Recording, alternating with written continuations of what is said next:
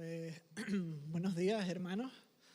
Encantados de conocerles al fin. He oído hablar mucho de ustedes a través de Eduardo y Esther y ellos les mandan saludos. Luis y yo nos congregamos allí en Vilanova y la Geltrú durante estos años de seminario y bueno, la iglesia en general les manda saludos. Pero muy contento de poder compartir con ustedes la palabra del Señor. Si me notan un acento raro, no sé si lo dijo Santi, que soy de Canarias. A lo mejor ves ahí la similitud con Josué, pero somos de islas distintas, así que nuestros acentos son distintos también. De hecho, nos llevamos un poco mal entre nosotros, una isla y otra, pero bueno, está bien, se le perdona a Josué.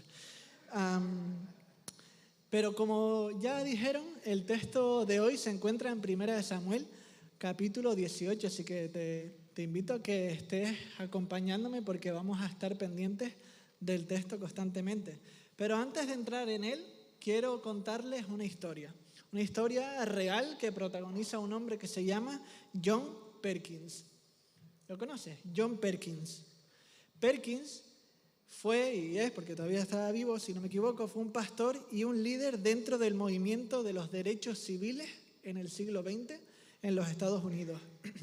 El movimiento de los derechos civiles, para quien no lo sepa, fue un movimiento que trató de abolir las leyes discriminatorias legales que habían contra los afroamericanos. Y era un movimiento impulsado en gran parte por principios cristianos.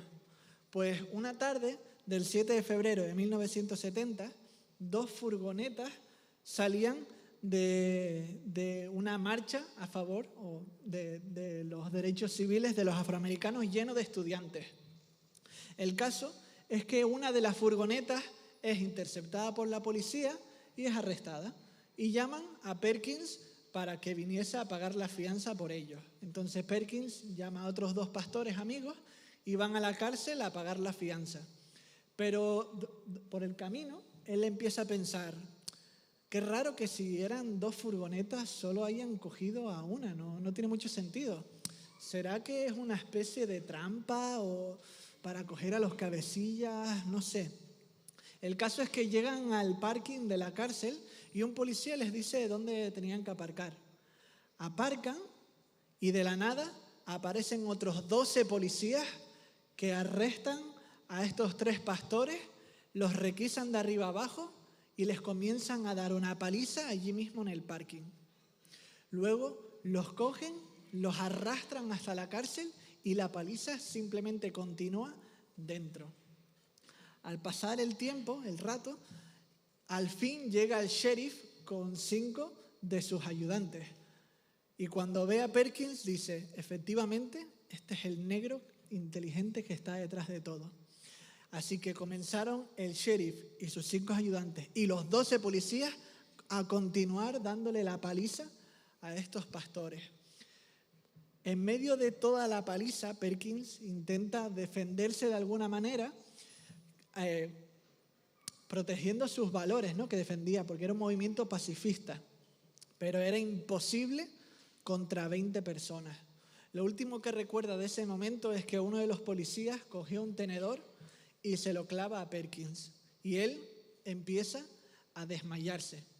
Y mientras está cayendo al suelo, él dice que recuerda que las caras de los policías estaban desfiguradas por el odio tan grande que estaban expresando.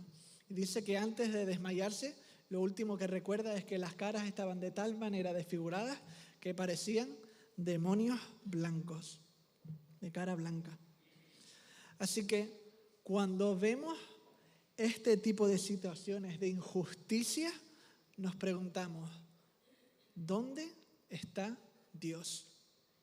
Cuando vemos sufrir a gente que lo único que quiere hacer es hacer lo bueno, traer lo justo, hacer que el reino de Dios sea más real en esta tierra, y los vemos sufrir de esta manera injusta, nos preguntamos: ¿dónde está Dios?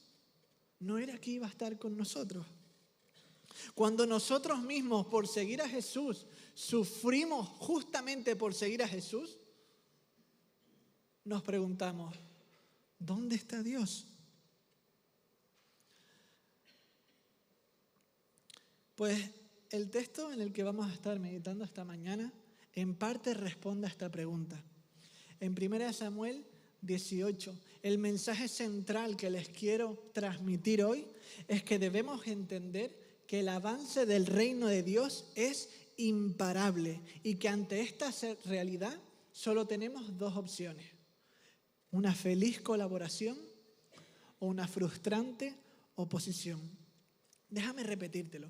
El mensaje que te quiero transmitir hoy es que el avance del reino de Dios es imparable y que ante esta realidad solo hay dos opciones: una feliz colaboración o una frustrante oposición. Pero antes de meternos al texto como tal, déjame ponerte un poquito en contexto. 3 capítulos antes, en 1 Samuel 15, 23, se nos muestra que Dios había desechado al rey Saúl de su reinado, debido a que no representaba bien a Dios delante del pueblo. Dice este versículo: porque como pecado de adivinación, Saúl, es tu rebelión, como ídolos e idolatría, Saúl, es tu obstinación.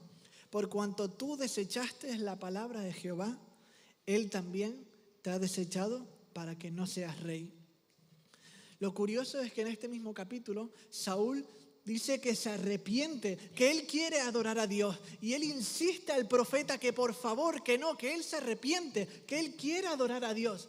Pero el profeta Samuel le dice: tu reino ha sido dado a otros. Pero él sigue insistiendo: no, yo quiero adorar a Dios, yo me arrepiento. Y va al final al templo y adora a Dios. Pero a pesar de este supuesto arrepentimiento, a pesar de sus actos externos, Saúl va a ir demostrando que su arrepentimiento es falso, que no era verdadero, no es sincero. A pesar de todo lo que hacía externamente, su arrepentimiento y su búsqueda de Dios era falso. Por eso, para sorpresa de todos, incluso del mismo profeta Samuel, Dios elige a un jovencito para ocupar el lugar de Saúl. Un jovencito que no tiene ninguna cualidad de las que se requieren para un puesto semejante, pero que tenía lo que Dios quería: un corazón que le busca. Dios unge a David para que sea el siguiente rey. Y a partir de ese ungimiento que Dios hace de David, el libro de Samuel va a ir desarrollando cómo Dios va a estar ordenando las cosas para que efectivamente David sea el nuevo rey de Israel, para cumplir sus propósitos en el pueblo de Israel. Primero lo acerca a la casa real y luego le da una victoria contra toda probabilidad humana frente a Goliat. Y esto se podría interpretar pues con una serie de coincidencias, ¿no?, que van sucediendo, pero el autor bíblico quiere mostrarnos que no, que es Dios quien está avanzando su reino de manera imparable.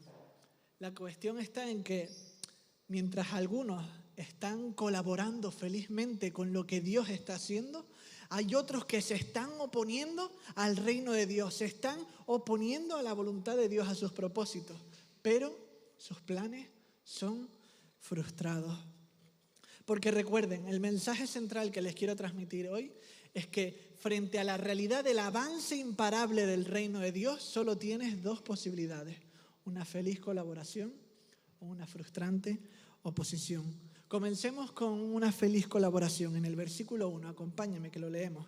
Tras David acabar con Goliat, traen a David frente a Saúl y el texto comienza diciendo lo siguiente: aconteció que cuando él hubo acabado de hablar con Saúl, el alma de Jonatán, el hijo primogénito de Saúl, quedó ligada con la de David, y lo amó Jonatán como a sí mismo. Y Saúl le tomó aquel día y no le dejó volver a casa de su padre. E hicieron pacto Jonatán y David, porque él le amaba como a sí mismo. Y Jonatán se quitó lo que llevaba, el manto que llevaba, y se lo dio a David. Y otras ropas suyas, hasta su espada, su arco y su cinturón.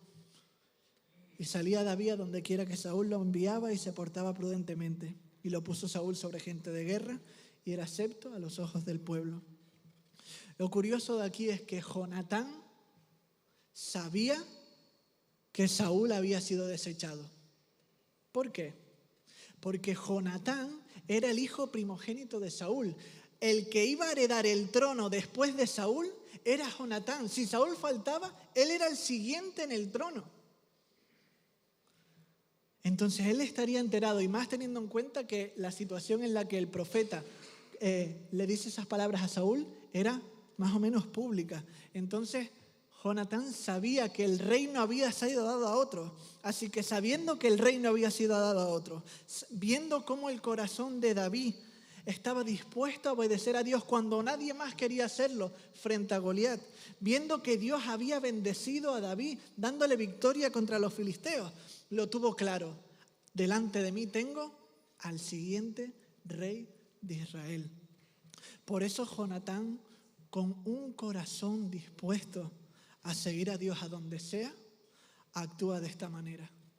Ama a David en unos términos que personas que son incapaces de creer que pueda haber un amor sincero y profundo heterosexual, sin nada sexual, entre dos personas heterosexuales, pues dicen, no, aquí hay como una relación homosexual. No, aquí hay un amor real entre dos hombres, una amistad real. Y lo confunden por los términos tan profundos que se utilizan. Se dice que el alma de Jonatán quedó ligada a la de David y lo amó como a sí mismo. Pero no solamente eso, dice que le jura fidelidad haciendo un pacto, con lo que eso implicaba en este momento de la historia, que el pacto tenían que matar animales y pasar la sangre, y Jonatán hace un pacto con él y colabora con Dios dando su propio puesto a David. Le da su manto real, sus ropajes reales, su espada, su cinturón, su arco. Jonatán está renunciando a su herencia del trono y le está diciendo, tú eres el verdadero heredero al trono. Tú eres el siguiente rey de Israel. Pero esta feliz colaboración solo puede nacer de una persona que tiene una fe real en el Dios verdadero. Porque piénsalo, ¿quién está dispuesto a abandonar su derecho legítimo que podía cumplir delante de todos? Nadie le iba a decir nada en el reino, ningún hombre le iba a decir, no, tú no eres el heredero. Él, legítimamente, delante de los hombres, él era el heredero. ¿Quién está dispuesto a renunciar a sus derechos? ¿Quién está dispuesto a conformarse con menos de lo que podría conseguir? ¿Quién está dispuesto a rebajarse, a recibir menos gloria o a no recibir gloria, sino que se la lleve otro? Jonatán podía. Todo ello porque reconocía que Dios es imparable en sus propósitos, que los planes de Dios son superiores a los suyos, que Dios es digno de ser seguido y obedecido. Y por tanto, si Dios le había dado el trono a otra persona, da igual la manera, ese trono iba a ser para otra persona. Pero no solamente eso, sino que si Dios le había dado el trono a otra persona, eso era lo mejor para Jonatán también, que él no lo recibiese. De esta manera, el amor, la fidelidad y la colaboración que Jonatán tiene con David es simplemente una muestra, una consecuencia lógica del amor, la fidelidad y la colaboración que Jonatán tenía para con el mismo Dios. Si David era el que encajaba en esa descripción que Dios había dado, yo voy a apoyar a David. Así que esta es la primera aplicación que les traigo hoy, que nos surge del texto. Los que aman a Dios, los que sirven a Dios, felizmente colaboran con la voluntad de Dios. Así que te pregunto, ¿cuál es tu actitud a la hora de obedecer la voluntad de Dios? Te pregunto, ¿colaboras felizmente con lo que Dios está haciendo por medio de otras personas? No de ti, de otras personas. En esta iglesia, Dios ha llamado a diferentes personas a liderar, a tener puestos de responsabilidad. ¿Estás amando a esas personas como a ti mismo?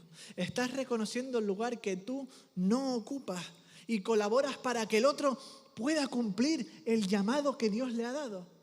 ¿Le estás empujando para que sí, tú puedes hacerlo?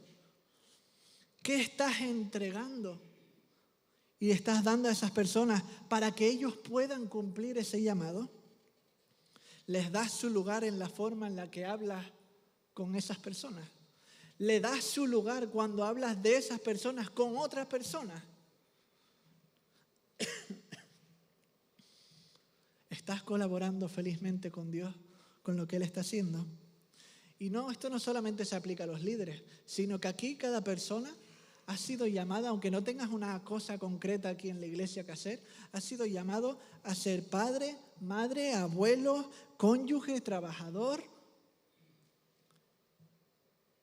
En la forma en la que tratas a esas otras personas, ¿estás siendo un estorbo por tus exigencias, por tu forma de hablar? ¿O más bien las estás apoyando para que puedan hacer el llamado, cumplir el llamado que Dios les ha hecho? Pero también te pregunto, ¿colaboras felizmente con lo que Dios está haciendo en ti mismo? Jonatán, como dije, era el heredero legítimo del trono. Él tenía el derecho de reclamarlo. Humanamente hablando, nadie le hubiera dicho nada. Pero él aceptó alegremente lo que Dios le había mostrado, cuál era su propósito para él. Y la Biblia enseña en varios sitios que el cristiano ha sido salvado para llegar a ser como Jesús. Romanos 8:29 dice, porque a los que antes conoció, también los predestinó para que fuesen hechos conforme a la imagen de su Hijo, Jesús. Entonces, mi pregunta para ti es, ¿colaboras felizmente con lo que Dios quiere hacer en tu vida? ¿O te estás agarrando a unos supuestos derechos que tienes, que nadie te podría decir nada aquí, cristiano, nadie del mundo, nadie te podría decir nada porque son supuestamente tus derechos, pero sabes que te están llevando a pecar contra lo que Dios te está llamando? ¿Tomas en serio tu pecado y lo abandonas o no le das importancia? Y bueno, ¿estás siendo radical con ellos o estás consintiendo? Mira a Jonatán, que se quita todo y lo entrega por amor a Dios. Dios nos ha salvado para crear en nosotros un corazón, unos deseos y un estilo de vida que sean parecidos a los de Jesucristo. Dice que el que es como el que cree en Dios tiene que andar como Él anduvo. Primera de Juan, parafraseado. Así que colaboras felizmente con lo que Dios quiere hacer también a través de ti. Es evidente en tu vida, en tu casa, en tu trabajo, en tu iglesia, en el mundo, que un Jesús en potencia está ahí influenciando, impregnando todo. Colaborando felizmente con lo que Dios está haciendo. ¿Por qué hablo de colaboración feliz? ¿Por qué no digo simplemente colaboración? ¿Por qué feliz?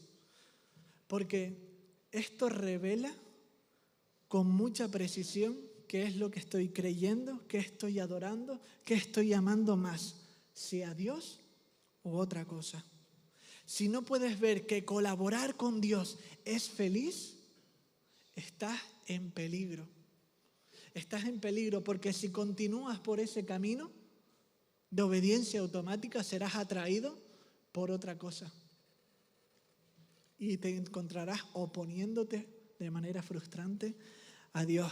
Así que en esos momentos que no sientas felicidad a la hora de obedecer a Dios, sigue obedeciendo. Te animo a que sigas obedeciendo a Dios aunque no lo sientas. Pero dedica tiempo a clamar a Dios para decirle, Señor, ayúdame a ver lo maravilloso de tus planes. Ayúdame a ver que tus palabra, que tus mandamientos son hermosos, son miel, son un tesoro, como dice la Biblia. Ayúdame a verlo, que tus planes son mejores para que yo pueda colaborar felizmente con Dios. Y obedece y serás bendecido y transformado en el camino. Porque si no lo hacemos de esta manera, lo único que nos queda es una frustrante oposición. Ven conmigo al versículo 6 y seguimos leyendo. Cuando no colaboramos felizmente con Dios, lo único que nos queda es una frustrante oposición a su reino y sus propósitos. Y esto mismo experimentará Saúl. En el versículo 6 dice, aconteció que volviendo ellos, cuando David volvió a matar al filisteo, salieron las mujeres de todas las ciudades de Israel cantando y danzando para recibir al rey Saúl, con panderos, con cánticos de alegría y con instrumentos de música. Y cantaban las mujeres que danzaban y decían, Saúl hirió a sus 1000 y David a sus 10,000. Pero se enojó Saúl en gran manera, le desagradó este dicho y dijo: a David le dieron 10.000 y a mí 1.000, no le falta sino el reino. Y desde aquel día Saúl no miró con buenos ojos a David.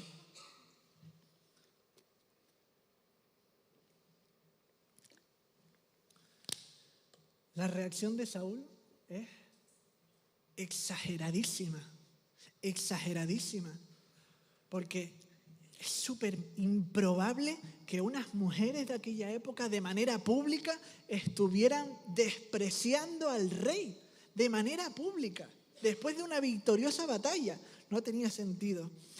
Así que la reacción exagerada de Saúl no venía realmente de la canción, sino de lo que estaba ocurriendo en su corazón, que él tenía un falso arrepentimiento y que quería seguir a Dios de manera falsa. No era genuino su búsqueda de Dios.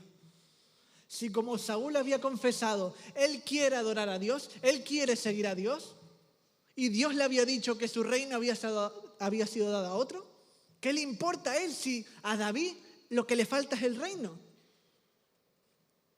Efectivamente, el problema no era eso, el problema era que no quería obedecer a Dios realmente. Su arrepentimiento era falso. Y por eso, a pesar de que estaba adorando a Dios de manera externa, a pesar de todo lo que hacía, a pesar de que se arrepentía públicamente, Saúl entra en una espiral de pecado y en la decadencia. Vemos en el versículo 10, acompáñame. Aconteció al otro día que un espíritu malo de parte de Dios tomó a Saúl, y él desvariaba en medio de la casa. David tocaba con su mano como los otros días, y tenía Saúl la lanza en la mano. Y arrojó Saúl la lanza diciendo: enclavaré a David a la pared. Pero David lo evadió 2 veces. Mas Saúl estaba temeroso de David, por cuanto Jehová estaba con él y se había apartado de Saúl. La Biblia enseña en Romanos capítulo 1 que parte del juicio de Dios, ¿saben cuál es? Tú quieres pecar, tú estás pecando, tú quieres seguir pecando. Parte del juicio de Dios, según Romanos capítulo 1, es: peca. Te abandono en tus pecados para que sigas pecando. Y esto es porque el pecado en sí mismo es un castigo. El pecado nos aleja del diseño original de Dios con el que nos creó. El pecado nos hace menos humanos cada vez. Y esto es una tragedia que solo lleva a la decadencia. Al Dios irse de Saúl, dice que viene un espíritu malo a él. Y muchos eruditos, apoyados por profesionales de la salud mental, por las características que Saúl irá demostrando a lo largo del libro, dicen que lo que Saúl tiene aquí es una enfermedad mental de caballo. Obviamente esto no quiere decir que todas las enfermedades mentales, ni que todas las enfermedades, como ya muestra la Biblia, no es que vengan de Dios, algo así directamente. Pero hay algunas cosas que tienen su raíz, su origen, en el pecado. Y este era el caso de Saúl. Por eso, hermanos, no debemos temer a la disciplina de Dios. Debemos desear la disciplina de Dios. Como dice Hebreos 12:7, si soportáis la disciplina, Dios os trata como a hijos. Porque, ¿qué hijo es aquel a quien el Padre no disciplina? ¿Qué hijo es aquel a quien el Padre no disciplina? Si amas a tu hijo, vas a querer corregirle. Deberías desear la corrección de Dios. Si hay algo mal en tu vida, deberías desear que Dios te corrigiese. Me encanta cómo el cantante español Alex Sampedro resume la actitud que debemos tener frente a la disciplina de Dios en su canción Vaso Roto. Dicen que eres un buen alfarero. Si es así, quiero ser el primero, que tú transformes con tus manos. No hagas caso si me quejo. Cámbiame, rompe el sueño, yo me dejo. Dejaré que tú me ames, dejaré que me derrames. Solo déjame saber que eres tú. Así que yo te quiero preguntar, ante tu falta de conformidad a la imagen de Cristo, ante la falta de santidad en tu vida, eres capaz de orar sinceramente a Dios y decirle: Señor, haz conmigo lo que quieras. Disciplíname, ponme en la circunstancia que quieras para que tus propósitos se cumplan en mí. ¿Eres capaz de orar eso? ¿O prefieres quedarte en una frustrante oposición? ¿Qué pecados en tu vida llevas tiempo manteniendo sin confesar? Durante estas semanas el Señor te ha ido revelando pecados. Eso es gracia, eso es disciplina que el Señor te los revele. Pero, ¿qué estás haciendo con ellos? Dios dice que si vienes a Él y los confiesas, te perdona. Él te ha dado la iglesia para que puedas luchar con ello también, y el Espíritu Santo. Así que te suplico que abandones el camino de Saúl y sigas el que Dios te está marcando. Porque si no, lo único que te queda es una frustrante oposición, que es lo que Saúl experimenta en este texto. A través de repetidas situaciones irónicas, Dios va a ir torciendo los planes de Saúl, todo lo que él va haciendo, y al final los planes de Dios se van a hacer y los de Saúl se van a frustrar, aunque él piensa que le está saliendo bien, pero después se da cuenta de que no. Vamos a leerlo súper rápido y se los pongo ahí en pantalla, pero Saúl, empieza en el versículo 13, ¿vale? Saúl, tratando de quitar protagonismo a David, le da más protagonismo, dice el versículo 13, por lo cual Saúl lo alejó de sí y lo hizo jefe de 1000, y salía y entraba delante del pueblo, y David se conducía prudentemente en todos sus asuntos, y Jehová estaba con él. Y viendo Saúl que se portaba tan prudentemente, tenía temor de él, mas todo Israel y Judá amaba a David porque él salía y entraba delante de ellos. Saúl, tratando de usar a sus hijas para matarlo, le da una esposa que le ama y le protege y le ayuda. Versículo 20, pero Mical, la otra hija de Saúl, amaba a David y fue dicho a Saúl y le pareció bien a sus ojos. Y Saúl dijo: yo se la daré para que le sea por lazo y para que la mano de los filisteos sea contra él, porque será parte de la familia real, tendrá que salir a las batallas reales y en una de estas se la cargan. Dijo pues Saúl a David por segunda vez: tú serás mi yerno hoy. Y mandó Saúl a sus siervos: hablad en secreto a David diciéndole: he aquí, el rey te ama y todos sus siervos te quieren bien. Sé pues yerno del rey. Tratando Saúl de usar a sus hijas para matarlo, hace que David cumpla el propósito que tenía Israel de ser juicio para la tierra de Canaán, que habían estado pecando contra Dios. Porque dice el versículo 25, y Saúl dijo: decida David, el rey no desea la dote, sino 100 prepucios de filisteos, para que sea tomada venganza de los enemigos del rey. Pero Saúl pensaba hacer caer a David en manos de los filisteos. Y yo entiendo que la lógica era: vamos a ver, si tú estás en medio de los filisteos que nos han estado reventando todo este tiempo y tú estás luchando contra ellos, no puedes ir tan sobrado que además estés cortando ahí el asunto. O sea, no puedes estar tan sobrado para que te dé tiempo de ir matando filisteos y que venga otra horda y que tú pues estés ahí cortando. En una de estas te matan. Pero dice el texto que David se levantó y no mató a 100, sino a 200 hombres de los filisteos, y trajo los prepucios delante de Saúl, y Saúl le dio a Mical como mujer.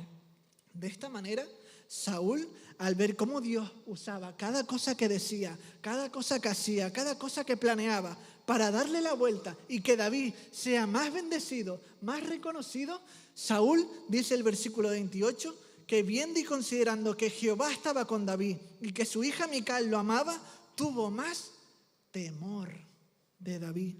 Y fue Saúl enemigo de David todos los días. Y salieron a campaña los príncipes de los filisteos, y cada vez que salía, David tenía éxito, por lo cual se hizo de mucha estima su nombre. El no querer colaborar con Dios, el no arrepentirse, el no querer obedecer a Dios, llevó a Saúl a la decadencia, a una espiral de pecado cada vez más, y cada vez involucraba a más gente, y cada vez su pecado era más evidente, y cada vez estaba más lejos de Dios. Hice una lista de pecados que sale solamente en este capítulo, tienes varios en el libro de Samuel que Saúl manifiesta. Estos son envidia, exageración, mentira, distorsión de la realidad, ira, odio, no dominado por Dios, asesinato, temor, hipocresía, falta de amor a sus hijos, abuso de autoridad, falta de amor a Dios y a su voluntad y finalmente amarga frustración. Amarga frustración. Porque ante la realidad de que Dios es imparable en sus propósitos, las únicas opciones que hay son una feliz colaboración o una frustrante oposición. Así que te quiero preguntar a ti, ¿te rindes ante los planes de Dios o te frustras porque las cosas no salen como tú quieres y vuelves a intentarlo una y otra vez sin la bendición de Dios? Ante el incumplimiento de tus expectativas y deseos, ¿vives frustrado o reconoces que el cielo gobierna y descansas en eso? Las cosas que haces, incluso las bendiciones y regalos y ayudas que das a otros, lo haces porque está motivado por un amor real, por un amor sincero a Dios, por un amor para que el reino de Dios sea más real en esta tierra, o realmente lo haces para que tu pequeñito reino, tu influencia imaginaria pueda seguir creciendo. De la lista de pecados en los que cayó Saúl, ¿cuáles pecados se están manifestando en tu vida estas semanas? Los cuales son evidencia de que estás viviendo en frustrante oposición a Dios en esas áreas de tu vida. ¿Cuáles pecados se están manifestando?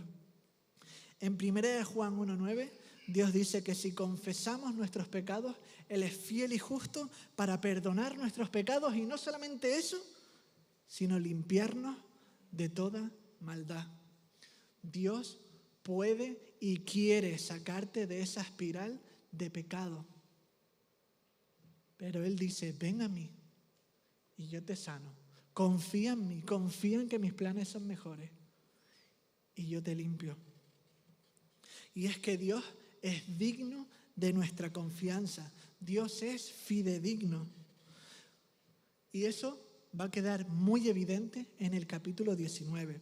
Si Saúl cerrase los ojos, él podría decir, esto que ha estado pasando con David, yo lo he estado planeando, pero todas estas bendiciones que al final le dan a David es pura casualidad, es pura suerte. Está sucediendo de esta manera, es pura suerte.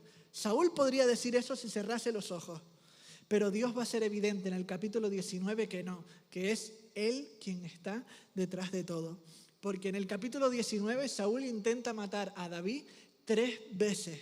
Y tras el tercer intento, dice el versículo 18, sigue conmigo, versículo 18, huyó pues David y escapó, y vino a Samuel en Ramá, y le dijo todo lo que Saúl había hecho con él. Y fue dado aviso a Saúl, un chivato le avisó diciendo, he aquí que David está en Nayot en Ramat. Entonces Saúl envió mensajeros para que trajeran a David, los cuales vieron una compañía de profetas que profetizaban, y Samuel que estaba allí los presidía. Y vino el Espíritu de Dios sobre los mensajeros de Saúl y ellos comenzaron a profetizar, Dios reina. Empezaron a hablar las verdades de Dios, a profetizar las verdades de Dios. Dios reina. Y cuando lo supo Saúl, envió a otros mensajeros, los cuales también comenzaron a profetizar, Dios reina. Empezaron a hablar las verdades de Dios, Dios reina. Y entonces Saúl se vuelve a enterar y manda a otro tercer grupo de mensajeros y ellos también profetizaron, Dios reina, Dios está reinando, hablando las verdades de Dios. Entonces Saúl mismo dice que fue a Ramá y llegando al gran pozo de Secú, preguntó diciendo, ¿dónde está Samuel y David? Y uno respondió, aquí están. Y también vino sobre Saúl el Espíritu de Dios y siguió andando hasta donde estaba Samuel profetizando, Dios reina, hablando las verdades de Dios, exaltando a Dios. Y cuando llegó delante de Samuel, dice que estuvo desnudo todo el día profetizando, exaltando a Dios, diciendo las verdades de Dios. Dios reina, de tal manera que se dice, también Saúl entre los profetas. Este texto deja claro que Dios es quien está avanzando su reino y sus propósitos a pesar de los intentos pecaminosos del ser humano de evitarlo. Y esto hace que Dios sea fidedigno. Es una palabra rara, pero se la puse para que sean 3 F, feliz, frustrante, fidedigno. Dios es digno de nuestra confianza, es digno de nuestra absoluta confianza y entrega incluso en los problemas. Dios muestra que es fidedigno en los sufrimientos de David. El libro de Samuel demuestra que a pesar de las mentiras, de las traiciones, el distanciamiento familiar, la persecución, los intentos de asesinato, Dios está usando todo esto en la vida de David para cumplir sus propósitos en él. Pero no solamente en David, sino también en ti. Cuando tú lees a David y ves que Dios le protege, deberías celebrarlo porque Dios también te estaba protegiendo a ti. Porque este mismo libro revela que a través de David nacería aquel que solucionaría el problema de nuestros problemas, el pecado, aquel que vendría y mataría a la serpiente, las cacharía y nos salvaría. Dios, Jesús encarnado. Y es que Dios mismo también muestra que a través de este Jesús, de este Dios encarnado, a pesar del sufrimiento, Dios es digno de nuestra confianza. Porque en la cruz de Jesús, en el momento más oscuro de la historia, cuando todos los poderes humanos, malvados y demoníacos parecían haber vencido, cuando en una áspera cruz colgaba desnudo y abusado el amante perfecto de Dios, cuando ante la mirada de todos la injusticia se estaba cometiendo sin que nadie lo impidiese, Dios estaba reinando y usando todo eso para cumplir sus propósitos. Dios usaba esa maldita cruz para salvarte a ti y a mí. Dios usó el acto más injusto, más pecaminoso, más desagradable, más grotesco y más confabulado de la historia para mostrar que Dios reina sobre todo y está a favor tuya. Por eso Dios muestra que es fidedigno, digno de nuestra confianza en nuestros sufrimientos. Dejé la historia de Perkins a la mitad. Me quedé que mientras era apalizado por casi 20 policías, Perkins pierde el conocimiento porque le clavan un tenedor y él ve los rostros de las personas pues con una cara de odio tremenda que dice que ve demonios blancos. Pero Perkins continúa contando la historia y él dice que ese momento fue un punto de inflexión en su ministerio. Por primera vez, dice él, por primera vez vi lo que el odio le había hecho a esas personas. Esos policías eran pobres, se veían a sí mismos como fracasados. La única manera que sabían de encontrar un sentido de valía era golpeándoles porque eran negros. Su racismo los hizo sentir como alguien. Cuando vi eso, no pude devolverles el odio. Solo podía sentir lástima por ellos.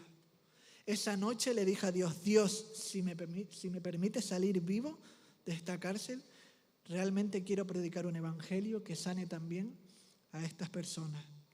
A pesar de que los estudiantes le daban por muerto o pensaban que ya estaba muerto, Perkins sobrevivió aquella noche y salió con un nuevo llamado. Predicar el evangelio ahora se extendió también a los blancos. Porque Perkins tenía un llamado de Dios y lo tenía muy claro, a que los derechos civiles de los afroamericanos deben ser respetados. Y su ministerio estaba en pro de eso y pastoraba y predicaba teniendo en cuenta eso. Pero Dios le mostró que su ministerio debía ser mayor, que él quería avanzar su reino también entre los blancos. Pero no solamente eso. Perkins descubrió a raíz de esto que él guardaba un odio en su corazón hacia las personas blancas por todo lo que le habían hecho sufrir a él y a su familia. Él guardaba un rencor profundo a estas personas. Y Dios usó esta situación para mostrarle eso a Perkins y que su reino, para que el reino de los cielos no solamente avanzase fuera, avanzase a través de su ministerio, sino que también avanzase en el propio corazón de Perkins. Dios quería todas las áreas, todos los deseos, todas las ilusiones de Perkins, las quería todas, porque su reino se extendía por todo. Así que esto nos trae esperanzas a nosotros, Porque a diferencia del ateísmo, a diferencia de otras religiones y filosofías, no eres una mera víctima de tus circunstancias, del azar, de las injusticias o de incluso tu propio pecado. No eres una mera víctima, sino que Dios está de alguna manera buscando cuidarte y amarte en medio de eso. Y Él está permitiendo todas esas cosas adrede por un motivo que, aunque no sepamos explicar, sabemos que es por nuestro bien. Y la cruz demuestra que no puede ser que sea que no nos ama, sino que tiene que tener otra cosa. De esta manera quizás no deberías orar simplemente, Señor, quita las cosas, los problemas de mi vida, sino también decir, Señor, que estos problemas me ayuden a que tu reino siga avanzando en mi corazón, en cada área de mi vida, que se extienda tu influencia. Y es que la vida de Saúl, de David, de Jesús, la historia de Perkins, nos recuerdan que nuestros problemas económicos, nuestros problemas en el matrimonio, con tus hijos, en tu trabajo, en cualquier otro, no significa necesariamente que Dios te haya abandonado. Si tú estás arrepentido de tus pecados, le estás buscando a Dios con sinceridad y esos problemas permanecen, Dios está obrando en ellos, no solamente para extender su reino en el mundo, sino también para extender su reino y su influencia en tu corazón. Así que al principio, en la introducción, preguntaba, cuando sufre el justo, ¿dónde está Dios? Reinando. Este pasaje nos enseña que Dios está avanzando su reino y que es imparable. Pero no solamente en el mundo, sino también en cada seguidor suyo. Este pasaje nos enseña que ante la realidad de que el reino de Dios es imparable, solo hay dos opciones: una feliz colaboración o una frustrante oposición.